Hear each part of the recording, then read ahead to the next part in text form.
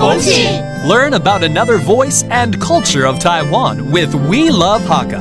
现在就让我们一起加入客家风情每日一课语。Hey, what's up? Welcome back to Practical Hakka on ICRT. Hello， 午後大家好，我係 Alice Pong。Hello， 你好，大家好，我係 Joseph Lin。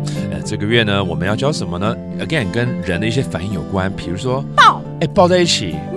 对，有很多状况，可能现在天气冷了，要抱一下会温暖了哦。取暖。但是也有可能是因为看到老朋友了，好久不见了，要抱一下嘛，对不对？或者说，球队赢赛了，大家抱在一起，那个感动时刻。激动啊 Yeah, there are a lot of situations where we start to hug, whether it's to, get some warmth from someone, maybe an old friend you haven't seen in a while, or maybe when a whole team wins a sports event and they hug together. So let's teach you this. 抱叫做 nam, that's to hug. 见到老朋友，开心的拥抱。When you see an old friend, you're so happy, you hug them. 看到老朋友，看到老朋友，歡喜到南腔下，歡喜到南腔下。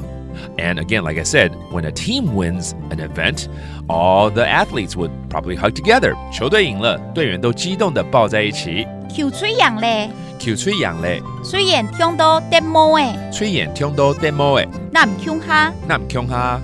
这球员怎么样？听到啲毛丟帽子啊！你看每次贏了，对，或畢業的時候我們會丟帽子一樣。Let's review some of these terms, including an old friend, 老朋友，老朋友，老朋友 ，and then a team, a sports team, 球隊，口水，口水 ，and then to hug together, 抱在一起。南腔下，南腔下 So there you have it. Thank you for listening to Practical Hakka. 是冇睇㗎。俺是說張來了。